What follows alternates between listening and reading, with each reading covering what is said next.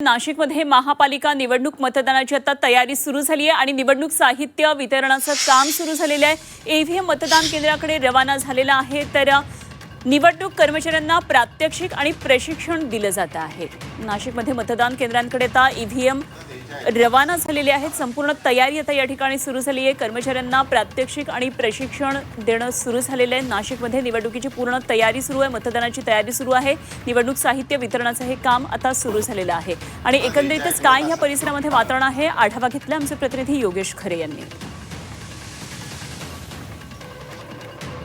नाशिक महापालिकेच्या मतदान प्रक्रियेसाठी आपण बघू शकतो की ईव्हीएम जे आहेत ते आता दिले जात आहेत। अनेक जे काही कर्मचारी आहेत ते आता ईव्हीएम नाशिकच्या दादासाहेब गायकवाड सभागृहातून जात आहेत। ही संपूर्ण प्रक्रिया तपासण्याचं काम आता सुरू आहे। जे जे ईव्हीएम दिले जात आहेत ते सील केलेले आहेत की नाही, त्याचबरोबर त्या प्रत्येक कर्मचाऱ्यांना प्रशिक्षण देण्याचं काम सुद्धा या ठिकाणी केलं जात आहे। वेगवेगळे मतदान केंद्रांसाठीचे टेबल या ठिकाणी साहित्य वितरणाचे लावण्यात आले आहेत। त्यानुसार हे सर्व कर्मचारी आता साहित्य आपलं घेऊन जाऊन आपापल्या मतदान केंद्रावर जाणार आहेत आणि त्या ठिकाणी आपली तयारी करणार आहेत। आपण जर बघितलं तर मध्ये या दादासाहेब गायकवाडमध्ये ट्रेनिंगचा कार्यक्रम हा या ठिकाणी सुरू करण्यात आलेला आहे।